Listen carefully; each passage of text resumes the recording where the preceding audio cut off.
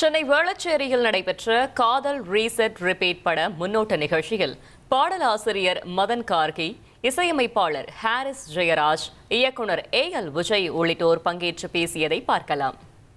நல்ல பாடகர் பாடின மாதிரியான குரல்ல, ஒரு நல்ல கவிஞர் எழுதின மாதிரியான வரிகள் வச்சு, ஒரு நல்ல இசையமைப்பாளர் உலக தரத்துல நல்ல ஒலி தரத்துல தயாரிக்கிற மாதிரியான பாடல்கள் இன்னைக்கு உருவாக்குறதுக்கு 3 முதல் 5 நொடிகள் இன்னைக்கு ஆகும். இன்னைக்கு 5 நொடிகள் நம்ம அப்படி ஒரு பாடலை வெளியில எடுத்துடலாம். அந்த பாடல்களை நம்ம பயன்படுத்த ஆரம்பிக்கலாம், விற்க ஆரம்பிக்கலாம். இந்த மாதிரி காலகட்டத்தில் ஹாரிஸ் அவர்கள் ஒரு பாடல் பண்றதுக்கு அவர் எடுத்துக்கிற காலகட்டம் இருக்கு இல்லையா, ஏன்னா அதுக்கான அவர் போடுற ஒரு உழைப்பு நான் அது பக்கத்துல இருந்து பார்த்துருக்கேன்.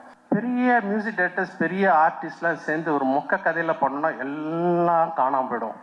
ஸோ அந்த ஒரு கதைன்ற ஒரு விஷயம், கதையின் கூட கிடையாது, ஒரு அமைப்பு, அது ஒரு அமைப்பு.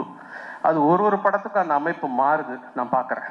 இயக்குனர் இல்லை யார் எந்த டெக்னீஷியனாக இருந்தாலும் எவ்வளோ கடுமையாக உழைக்கணும் அப்படின்னு எனக்கு கற்றுக் கொடுத்த குரு ஏஎல் விஜய் தான்.